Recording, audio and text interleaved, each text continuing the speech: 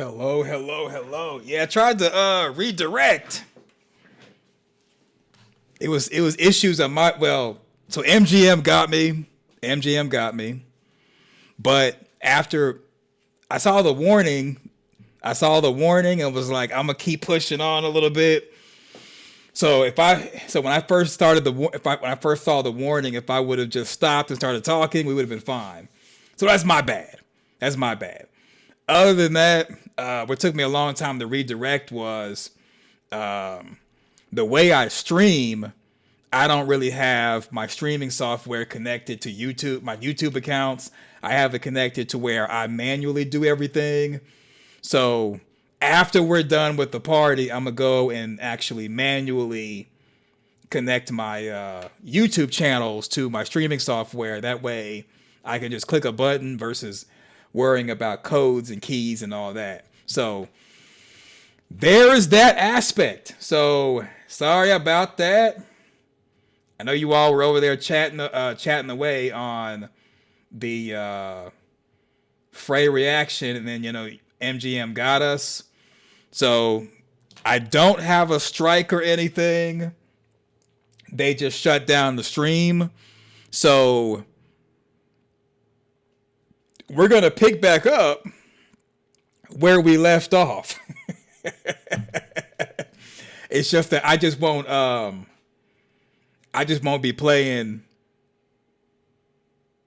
I won't do what I was doing last time. But yeah, so I saw the warning and I was like, let me push a little bit further because the scene's going to end. And then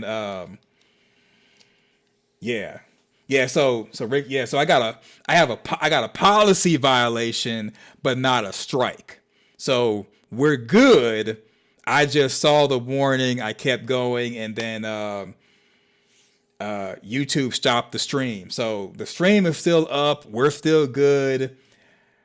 And that's kind of the reason why not really created, but I'm using this channel is so that this channel is basically to do experimental stuff like that. And just like with Sophia and Kenny, YouTube told me, hey, stop what you're doing. And like Sophia, I went outside and now I'm doing the ugly cry.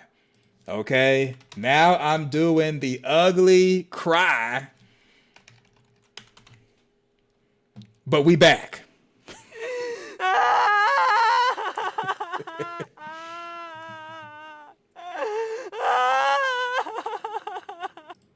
Yeah. So Red Star 24, I guess they thought you were trying to show the episode for free, but we were talking the whole time. Yeah, so during the scene, you know what I'm saying? If I would have like stopped the scene and started talking like I've been doing, we would have been fine. But I just wanted to let the whole thing play because I like seeing Sophia play like she's a sheep when she's like a wolf in sheep's clothing. So Raw says, be careful. Well, yeah. I pushed it like maybe a minute or two farther than what the warning was telling me. So, yeah. Right. Kill the stream. Exactly. But we're back. No strikes. No issues. The stream is still up. It's just, if you watch the replay, it'll cut off when it did. And then what I'll do is I'll just, when that's done processing, I'll just connect this stream to it and we'll keep the party going. So we're still doing our thing. We're still gonna do our thing as far as going through the episode and everything. And yeah, the video is public, no restrictions. It's just that basically yeah, kill the stream. So we're back in this thing, continuing on like we never left.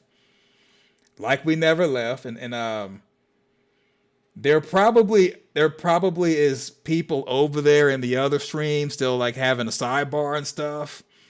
So they'll eventually see the link that I dropped over there that we're live over here. I couldn't redirect like I wanted to because I don't have my software set up like I need to, which I'll do that after this is over with. So, okay. So we got a little bit left. I'll finish the episode and then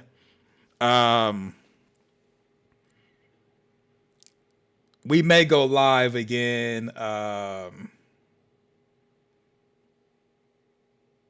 know Friday for sure. I don't really know about Wednesday because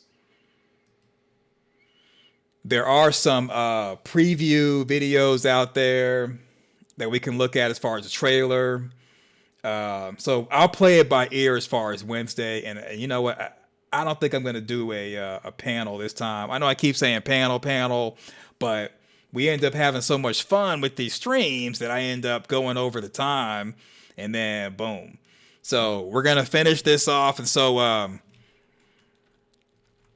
we're going to just go back through this scene right here with Sophia.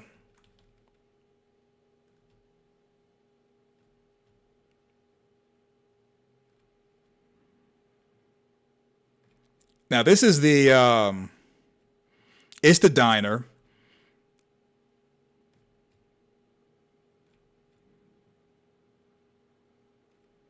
Okay, there we go.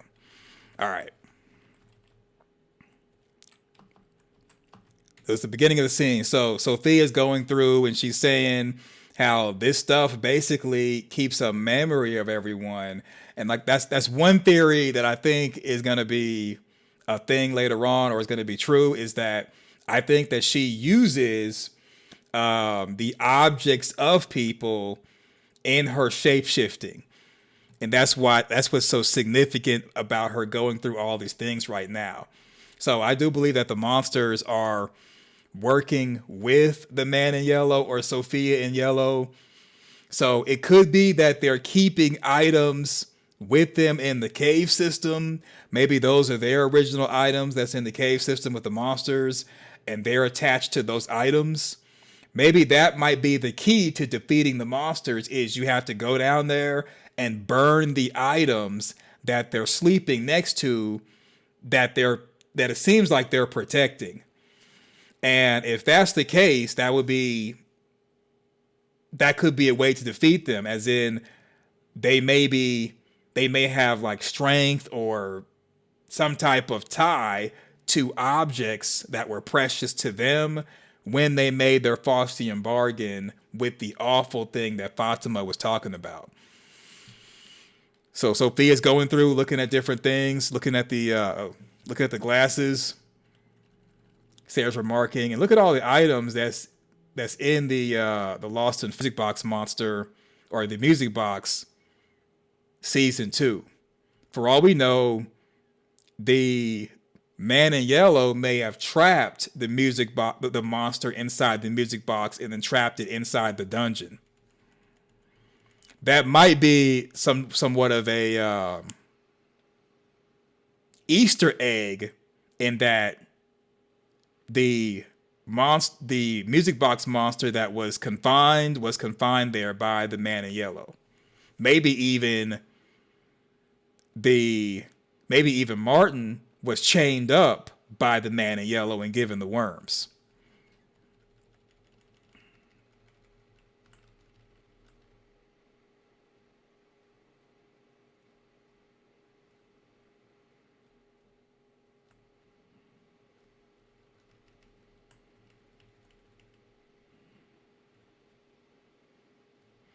You have the serial killer glasses, and then as Sarah leaves out the storage, Sophia walks behind her. They both got on the same dress.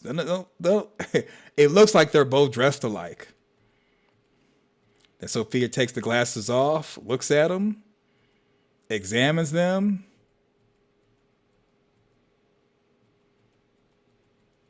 I think the glasses remind that it is better to put the tower spikes down to stop someone versus getting in front of the vehicle because they could hit someone, they could run them over. So law enforcement right now, they don't really do tire spikes anymore. They actually will use their vehicles to drive behind you, and they'll do like a maneuver to force the vehicle they're chasing after to go like to the side, and then it'll spin out. So law enforcement chooses to do that over the tire spikes because the tire spikes are dangerous. However, a law enforcement person, like a police officer, they would get in front of the ambulance, like kind of in front of it, with their firearm in the ready position, and if the ambulance gets close to the police officer will start pow-powing at the driver to stop the driver. So basically, Boyd, he's a military guy, and he was in logistics. They called him Mr. Fish and Loaves and everything. I think if Iron Abby, his wife, was alive, she would have pulled her firearm out and would have put two inside of Acosta's chest and stopped her like that. Because Acosta could hit someone, and it's clear that she's not stopping, and the speed is increasing. So she's a danger to herself and others, so her life has to be taken. But, Boyd decided that she should be there. So Henry comes in, and he sees Victor in the barn hiding, and Victor reveals that he has not only does he know about the man in yellow, but he has known about the man in yellow, because Victor says he always takes away everything good. And Victor starts to have a traumatic episode just from seeing the words on the barn, knowledge comes at a cost. So Victor knew about the man in yellow this whole time, based off of this conversation with Henry, at least in my opinion. He just doesn't want to rock the boat.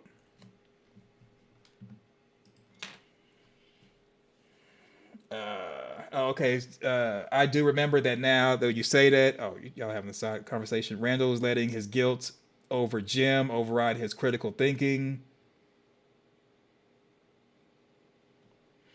Rick says Acosta better be glad they don't put her in the box. They probably won't. Jessica says she believes she's a good person, entitled old Acosta, me, I. Exactly. Acosta, not only is she a bad cop, but she's looking like a bad person. Because she should have went into the box the first night she went there or got there.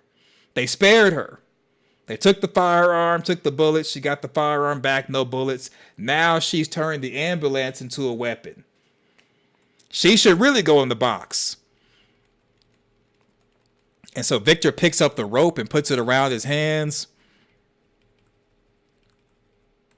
So he goes, he grabs the rope. He kind of does a motion like a hangman. Then he goes and wraps it over his hands, which is kind of like an infinity symbol. And his hands are bound while talking to Henry. It's kind of like an infinity symbol, or hands being tied, as in, and this is a stretch, it's a yoga stretch, but it's almost as if Victor wants to help, but his hands are tied and he can't help. So it could be that he wants to help the people of the township, but he can't because his hands are tied, figuratively and literally.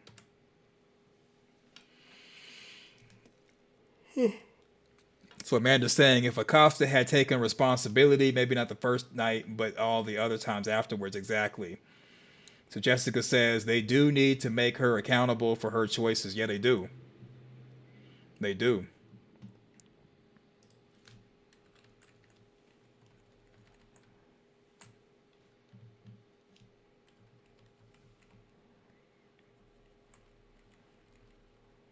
And Henry is telling Victor maybe he should go to he is. So apparently she was in the episode. We just didn't see her or hear her. And the reason why we didn't see or hear her is because she got jumped.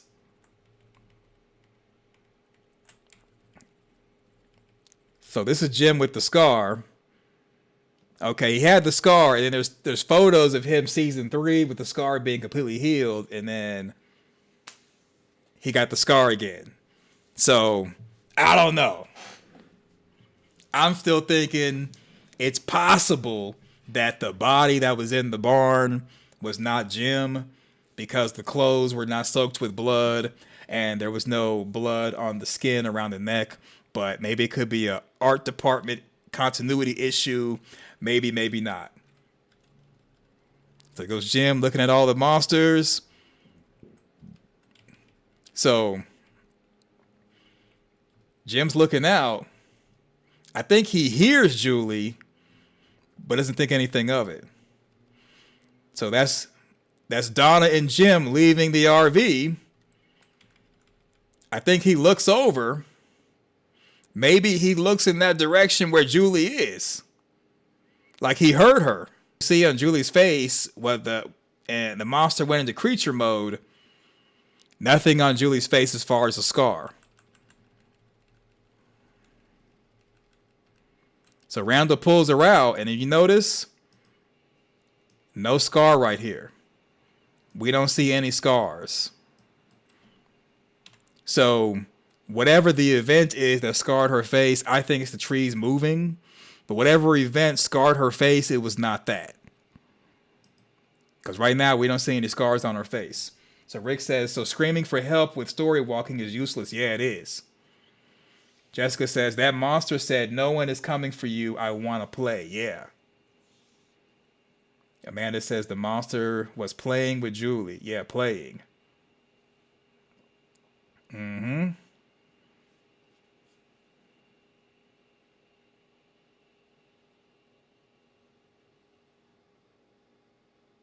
So Jessica's asking, do you guys think the camera kicked under the bed in that bag has played its part, or do you think something else will? I don't know, but I don't understand that.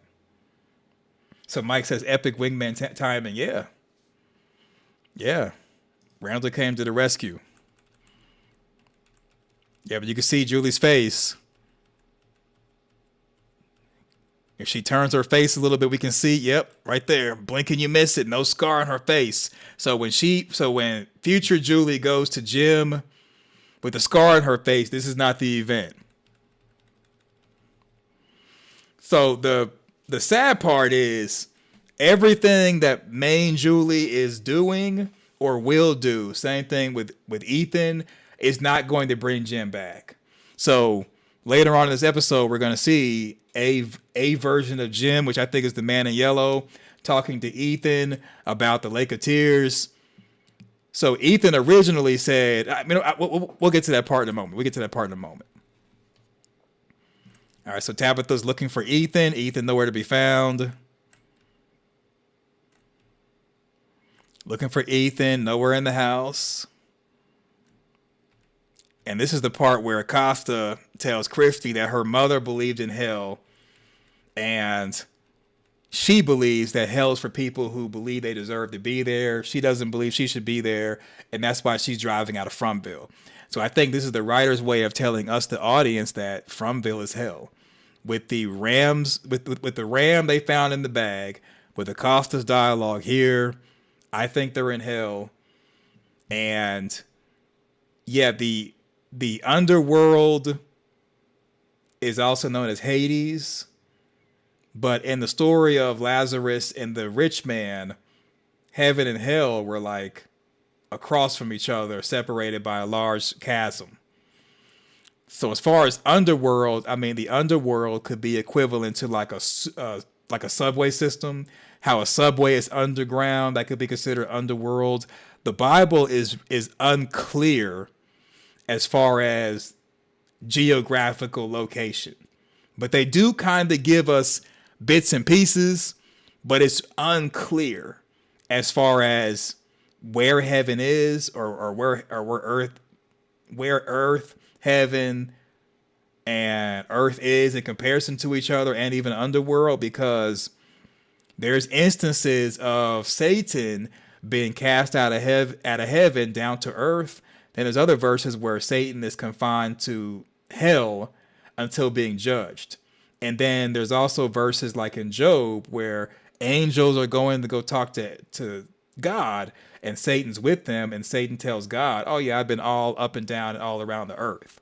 So it could be that Satan is confined to earth and can't go to heaven until being judged, or just is confined to earth until judgment. And based off of Lazarus and the rich man, it's possible for Satan to see heaven but can't get over there. And then it's just not really clear. So with that being said, in theory, based off of the story of Lazarus and the rich man, Fromville, if it's hell, is you could basically see heaven from Fromville and even see the part of the earth that we're on. They all may be separated. Maybe they're like different dimensions from each other. Or it could be there's actual geographical locations where you go there, you can't leave, like Fromville. So I think that Earth is hell based off of Revelation and Second Peter. And I also believe that Fromville is hell, and that it's possible to go from Fromville to heaven, or from Fromville back to the regular world, like when Tabitha went out of the lighthouse and went to Maine, because they're all on the same elevation from each other. So Jessica says, Satan is the ruler of the world until Jesus returns for his people, is my understanding. So Satan, that's the thing. Like, there's a Bible verse which says that Satan is the ruler of the world, but there's also a Bible verse that says that Satan is punished and is confined to the world until judgment. So I think all the verses are true, and it's the big picture is that the Bible contradicts itself, because the Bible, even though it's a book, it's a collection of books written by different authors who didn't talk to each other. So I think it's so John has no, is it Luke? Let me get the actual book. Let me see.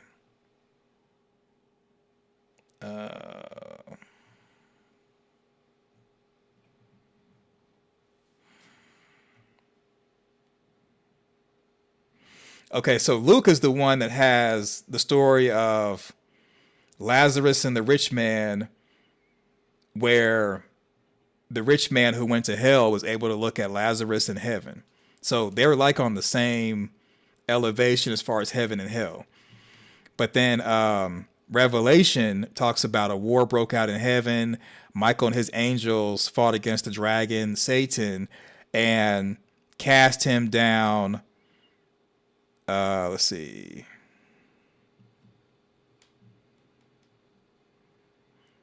They lost their place in heaven, and this is Revelation 12, verse 9. The great dragon was hurled down, that ancient serpent called the devil or Satan, who leads the whole world astray. He was hurled to the earth, and his angels with him. So Revelation is saying that Satan was hurled from heaven down to, or was hurled to the earth. So let me. Did they say actually down? Okay, but he was not strong enough, and they lost their place in heaven. The great dragon was hurled down, that ancient serpent called the devil or Satan, who leads the world astray. So hurled down could be that he was just defeated and he was no longer on his feet. Like, he was picked up and thrown on the ground. And again, this is all translated from like ancient Hebrew, and in Hebrew they really didn't have words like they have today.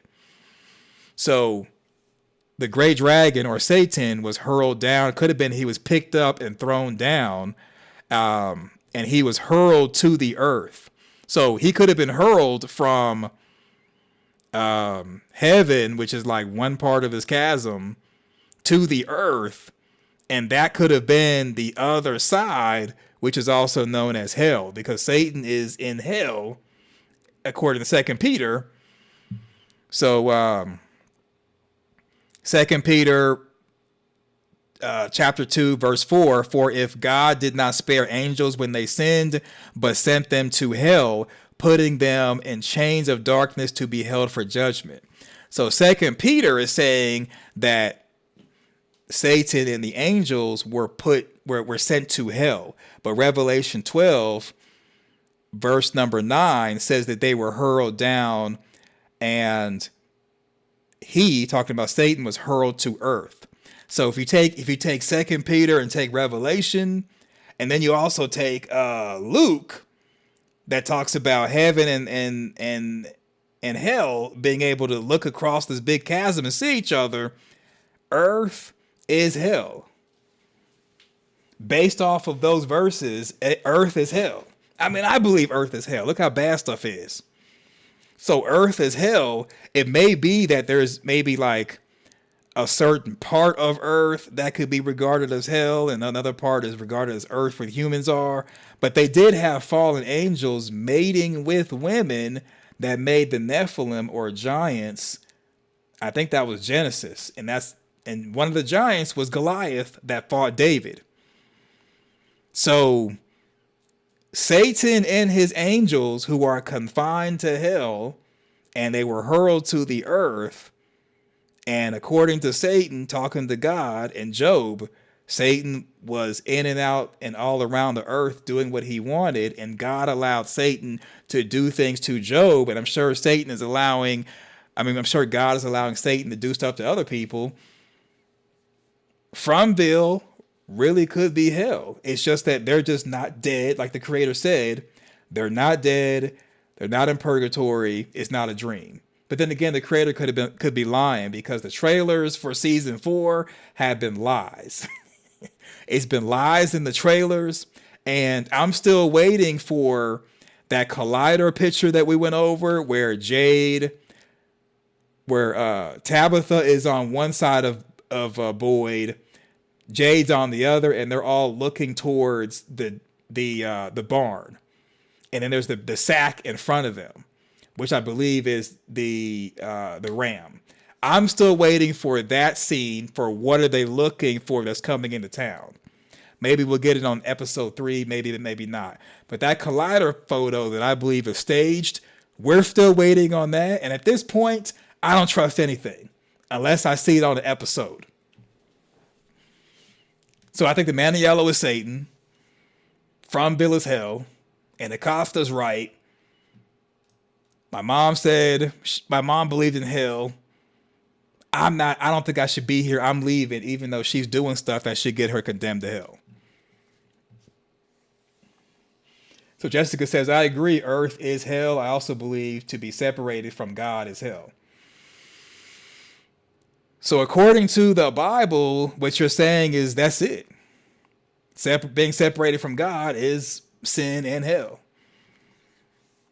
So Amanda says, ELL is other people. Our family is the exception. Yeah, exactly. Exactly. So Rick says, I don't want to get theological, but in the Lazarus story, the saints were in Abraham's bosom, aka paradise, which is different from heaven. Well, okay. So paradise. So heaven is described as where God and angels are. It also could be the sky. There's just different ways of looking at heaven. So paradise would have to be heaven in that story, because Lazarus died. So unless there's more than one heaven for people to go to, Lazarus, who was poor, he lived a good life. He went to Abraham's bosom, or to be with Abraham, and he died. The rich man went to hell, which was clearly said. Lazarus went to something, whether you call it paradise or heaven, he went to something which is for the good people. Now, unless there's like more than one heaven, like there's a paradise and a heaven and you can go to either one, my understanding from reading the scripture is that there's just like, you're basically going to be with God to go be in heaven. Like there is no heaven 2.0 or another type of heaven. It's just like heaven. But then again, the term heaven is interchangeable, because it could be talking about the sky, talking about a state of being. The Bible is just, it's not really clear. It doesn't give clear answers that's universal through the whole book, because one book can tell you one thing and then it will contradict it in another book or another verse. So I'm sure like when Jesus was walking the earth, according to the gospel, and then people are asking him questions and he's giving answers, and that basically is the basis of Christianity. Even Jesus was talking in parables. He wasn't giving clear answers. So Rick says no one could go to actual heaven until Jesus died. Once Jesus died, he went to paradise and took them out to bring them to heaven. So I mean, okay, it in terms of it being called something different, paradise and heaven, Lazarus went somewhere that was considered a good place. So paradise could have been turned into heaven when Jesus died, but Lazarus went somewhere that was considered a good place. It doesn't really just say, let's see. So this is Luke. This is Luke book 16. No, yeah, Luke 16. Luke verse 16. No. Luke chapter 16 verses 22 through 24. Number 22. The time came when the beggar died and the angels carried him to Abraham's side. So for Christians, they believe that heaven was created with the sacrifice of Jesus Christ. And we're going to go off of the Christian beliefs, since I think the show is based off of Christian principles. So even though it doesn't say heaven and it could be perceived as paradise, I think the name of it doesn't really change where it was and what it was, since the Bible doesn't clearly say that where Abraham's side was not where people go who are good. So I think that what it's called doesn't necessarily change what it was, if that makes sense. No. So Rick, it's okay. I mean, it's not about a Bible study. I mean, it's really about, like, Fromville is hell. I think Earth is hell based off Scripture. I think Fromville is hell. I think the man in yellow is Satan. I think it's okay to kind of have this discussion over here because I'm not a Christian. I'm not a believer. I do study the religion, and I believe that really all the religions, they all are looking at the same thing, and that they all are right and all are wrong at the same time. So for me, I do believe that there is something that created everything. I just don't believe that we as humans fully understand what it is to give it a name and to understand it. So we've created constructs like religion to make sense of it, but we don't really fully understand, especially since there's outer space. And there's no talk of anything in outer space. What's above us is supposed to be the firmament. Above that, the great sea. And above that is heaven. And above that is heaven of heavens. But the Bible contradicts itself even with that. So Rick Costa says, I know the man in yellow is not my creator. So I believe that the man in yellow is Satan. So I don't think he's anyone's creator unless you're a Satanist. Then that would be a different story. So Amanda says, might sound simplistic, but I believe in the golden rule. Yeah, the golden rule, do unto others. Yeah, I believe in it too. So Acosta, she's having a moment. Because Acosta told Christy, I never went through the town more than once. I don't know what is what. So the same way the people on the bus didn't go through the town, didn't drive through the town multiple times, neither did Acosta. And Acosta is like, I don't want no parts of this. Lance. Acosta's done.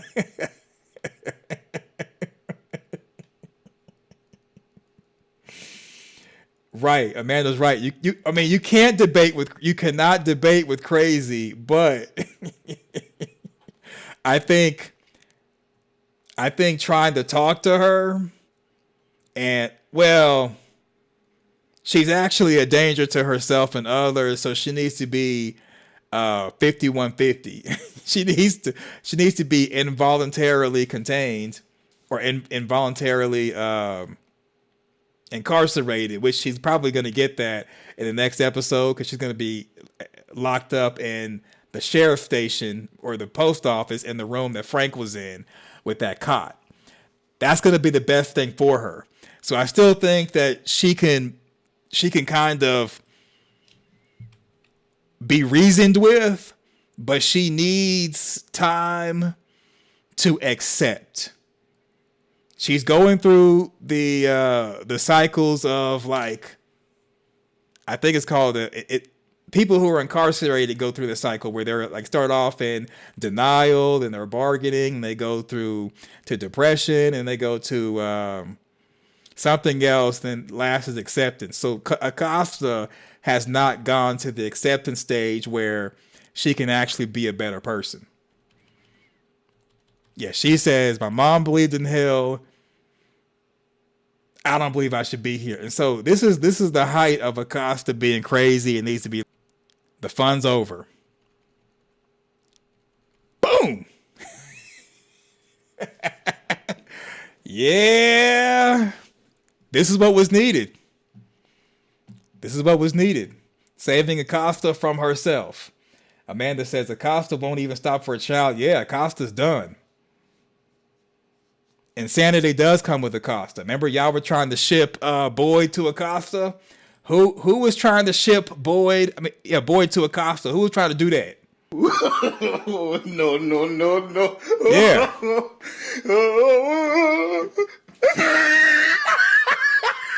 Show yourself. Show yourself.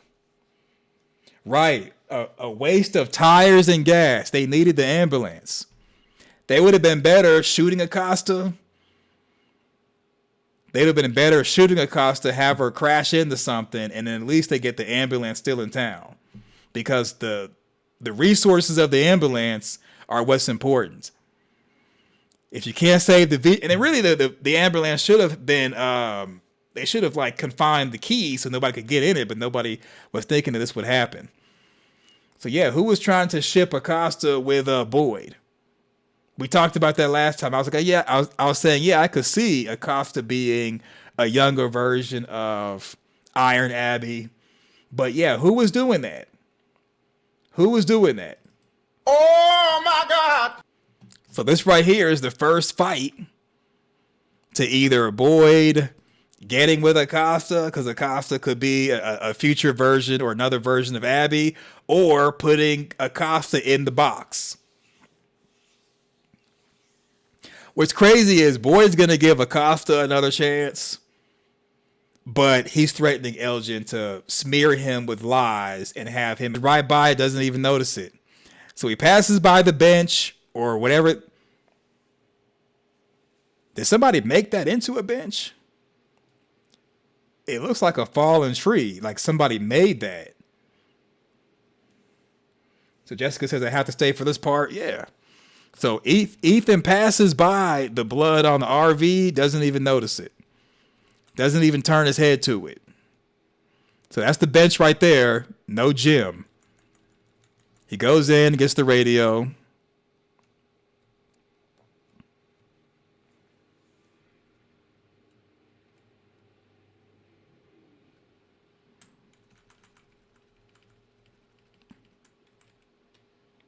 Okay, now Jim is deep in thought. So his clothes appear to be dry, like it was on that corpse. So some things that I look at, he's got the wedding band on, and he also has the bracelet that Tabitha made. His clothes are dry. Dry clothes, no wound on his neck. He does have the scar up there. Deep in thought. Ethan sees him. Now, I could be wrong. This could be a stretch. Could be a yoga stretch, but Jim is in deep thought and he's facing out this way, not facing the RV, as if he didn't know that Ethan just came And it's as if he's kind of like waiting for someone, and he's kind of in fear of who he possibly could be waiting for.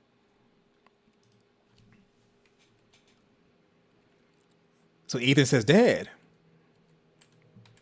He goes from looking down, like he's kind of like sad about something. He looks up. I mean, at first glance, it does seem as if this.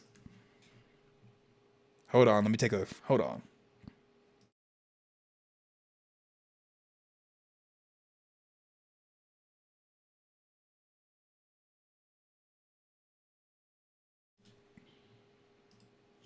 All right, sorry about that. All right, at first glance, it does appear this could possibly be Jim.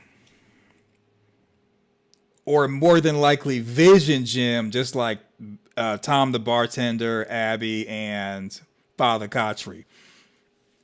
So I think Vision Abby doesn't count because I think she was being controlled by the music box monster. So we'll say like Vision Father Kotri and Vision the bartender, Tom the bartender. So they're having the conversation. Matter of fact, you know what? Let's do it.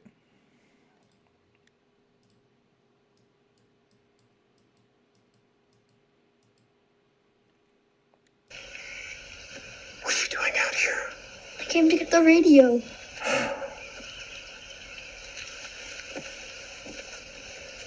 It's broken.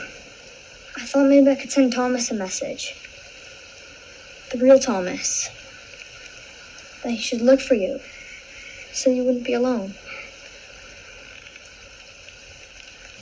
Everything's okay. Okay. This is where it gets suspicious. This is where it gets suspicious. Don't worry, the stream is fine. The stream is fine.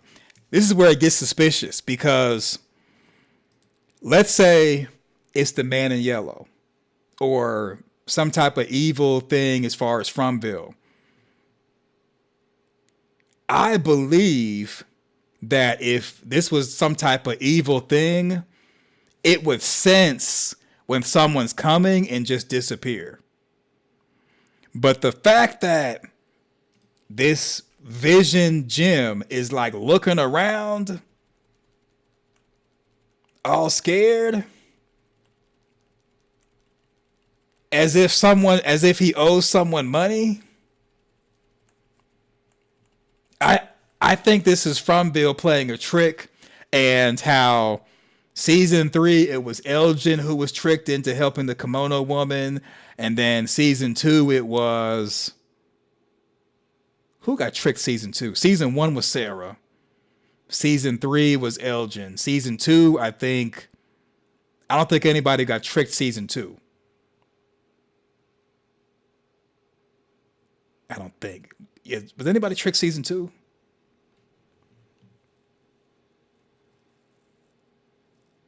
Okay, so Amanda says, you think it's his first day?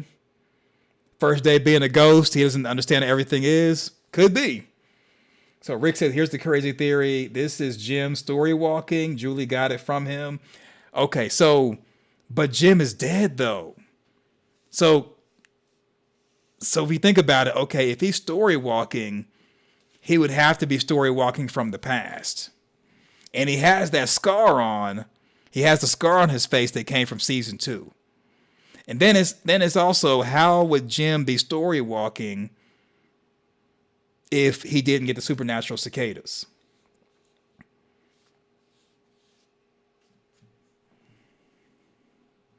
So when would Jim be doing the story walking? Because Jim has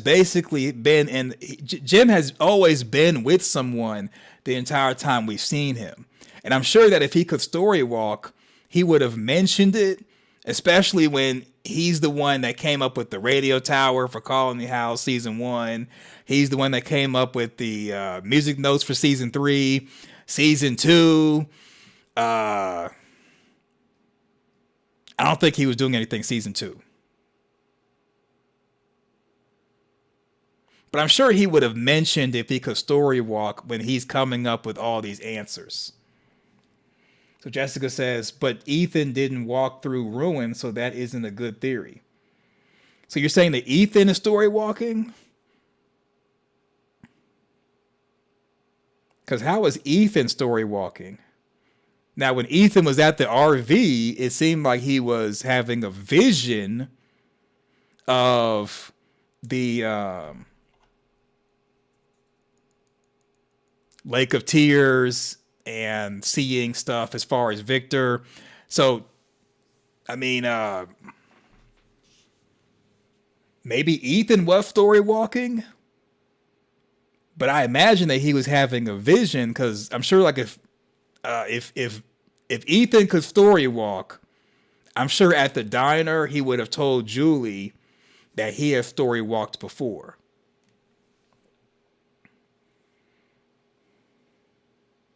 So Rick says this Jim seems to know he's dead, if I'm not mistaken. Well, let's play it a little bit more.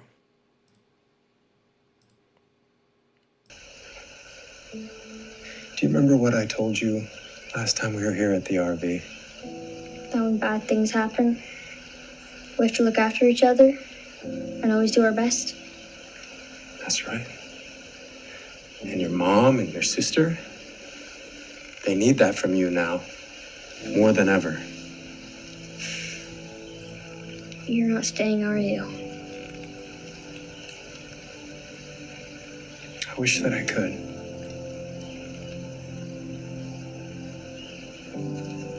Dad, what's happening?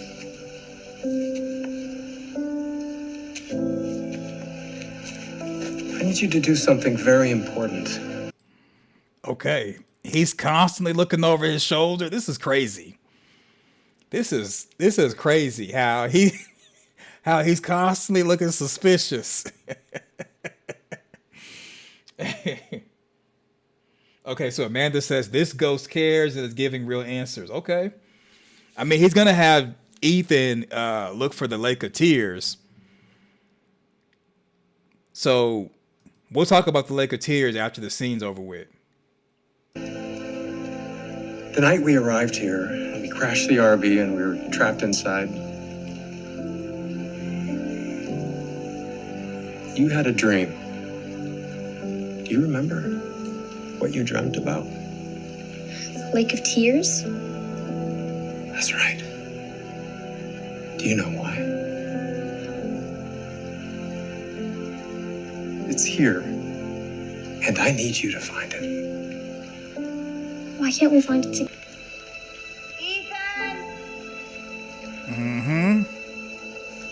Suspicious. Dad, where are you?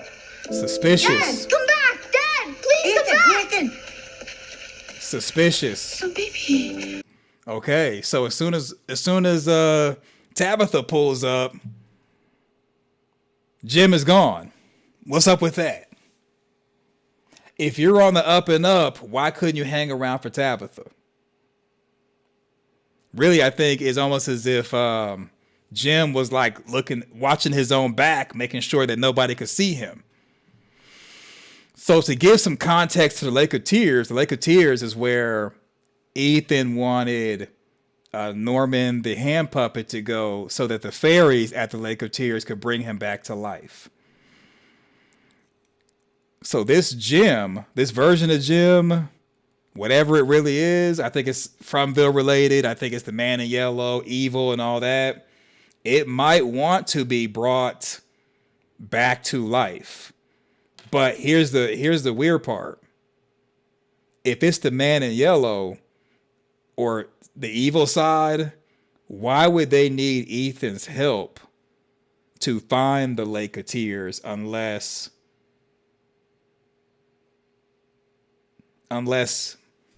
they don't know? And why would they not know?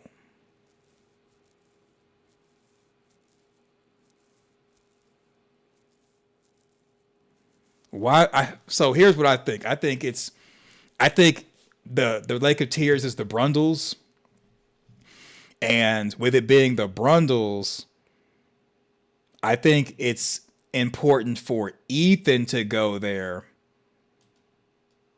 And it may be important for Ethan to go there because it could be that because he's a teddy bear, if you sacrifice this teddy bear, Ethan, at the Brundles, something may come up from it that the evil side wants. Red Star 24 says, if it's a bad spirit, I think it's good. It's a good gym. Maybe the Lake of Tears is a trap. I think it could be a trap. Because everything in Fromville has been a trap. Or it's been bad or negative. In the words of Christopher, everything lies here. So the fact that Jim, this ghost Jim looking over his shoulder as if someone's after him, when Tabitha rolls up, he disappears. He's constantly looking out like someone's after him. He's scared. Why are you scared and you dead? Think about it. If you're dead, how can you be scared? Because you're already dead. Unless he doesn't want to go to another place like the afterlife or something. Maybe he's on the run, or this Vision version of Jim, I think, is no different than the rest of the Vision versions. And it's evil. This is a trap. And Ethan is going to be tricked this season, just like Elgin was tricked, just like Sarah was tricked. This is a trick. They need to have conversations with Ethan to be like, look, what you saw is not what you saw. And that might be the reason why we saw in the trailer Victor, Ethan, and Jade at the man in the yellow suit at the ruins. So what do you think? What do you think? So Amanda says maybe the soul can still be caught and or taken out. Maybe. So Amanda says, remember the movie Ghost of Patrick Swayze? Yeah, it could be that. It could be the light coming down. He's supposed to go into the light. He's like, no, I got to stay behind and be with my woman Molly. And then maybe Whoopi Goldberg will turn out to be Acosta. Maybe Acosta will be the Whoopi Goldberg and will help out. Because we haven't seen Acosta, so maybe that's what the case is. So Jim was looking in the direction she came the day he was taken out. Jim may be looking for Julie for real.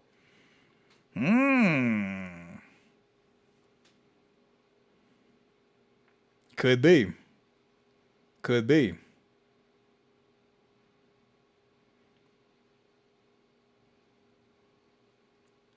All right, so we've been on here a good hour, wrapping this thing on up. Y'all, I think I'm going to call it a night. However, so what I'm going to do is to let people talk amongst themselves. I'm going to play music and leave the chat open. When I see the number of viewers go to 0 or at least 1, then I'll end it. But by playing music, it will allow YouTube to keep it going, so you all can continue to chat. I may jump in the chat and yeah, I know. I gotta get dinner. I gotta get dinner, y'all. I gotta get dinner. So I may jump in the chat and talk with you all, but I'll play music, and that will allow YouTube to keep the chat open, and it'll just be this screen right here for people to continue any conversations that you got going on. So yeah, so what do you think? And then, so what I'll do is we'll do another live stream. How about Wednesday? Well, I don't know. Yeah, we'll shoot for Wednesday the 29th, 4 p.m. Pacific Standard Time, 7 p.m. Eastern. And what I'll do is I'll play the scene of Fatima taking Elgin to the Brundles, because she said something that I think is significant for this whole Brundles thing, and we'll revisit the Brundles. I think the Brundles is the Lake of Tears.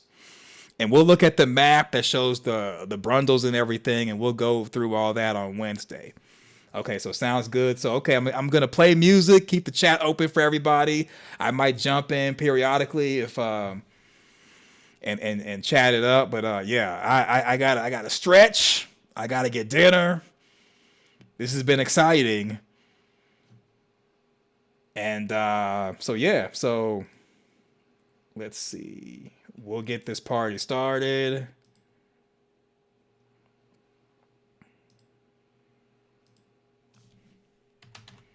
And I'll keep the chat and everything going with music. And when I see everybody has left, then I'll shut it down.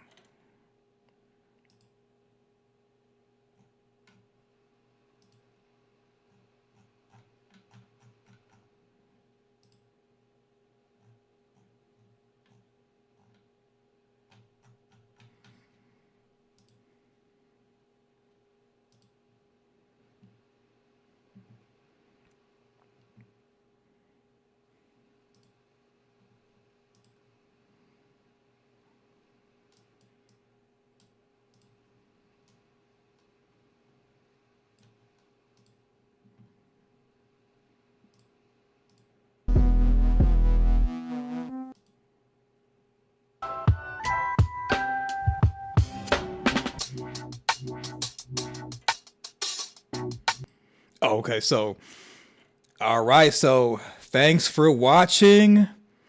I'll keep the chat open. I'm just gonna do this in case I end up ending the stream here as far as on the replay.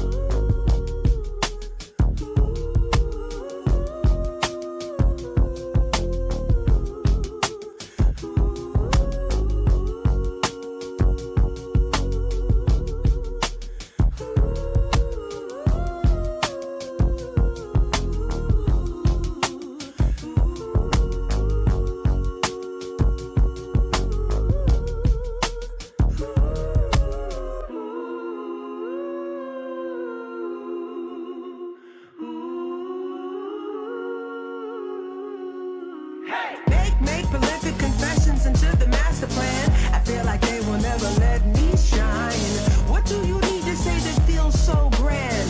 Why is yours so much better than mine? I gotta wait in line for you to feel me. I got to hold my time for the healing. I got to take a back seat, are you kidding? I got to grab my chance cause it's fleeting. Cause this just feels like yesterday.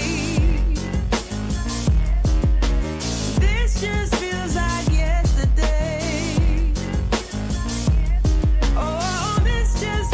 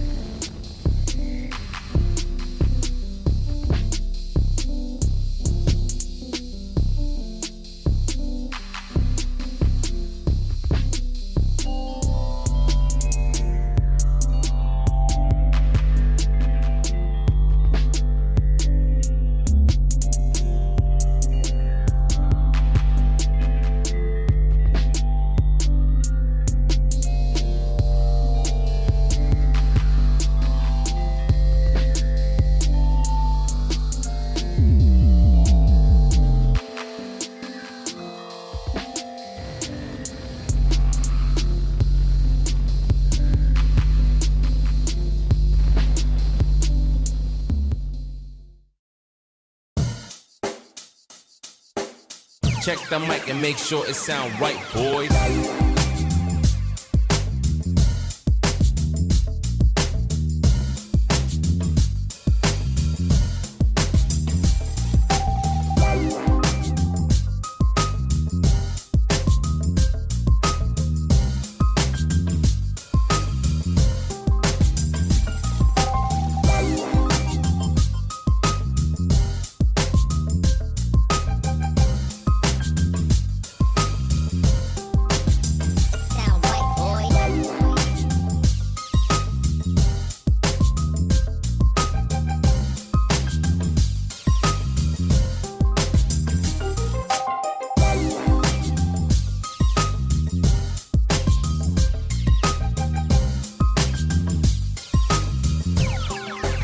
It sound right, boys.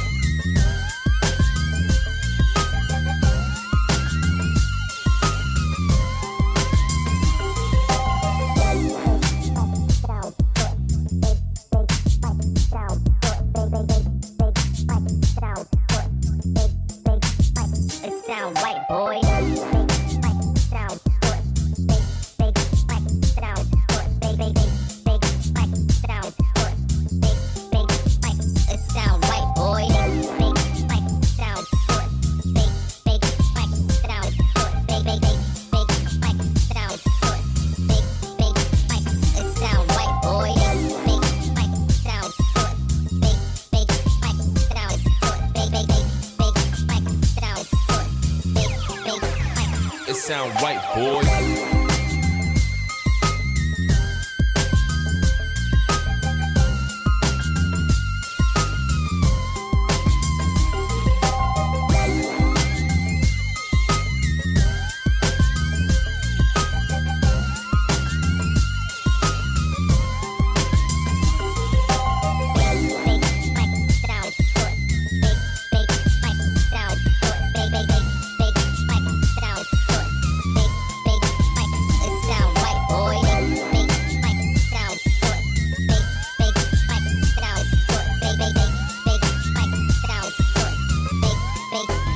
It sound right, boy.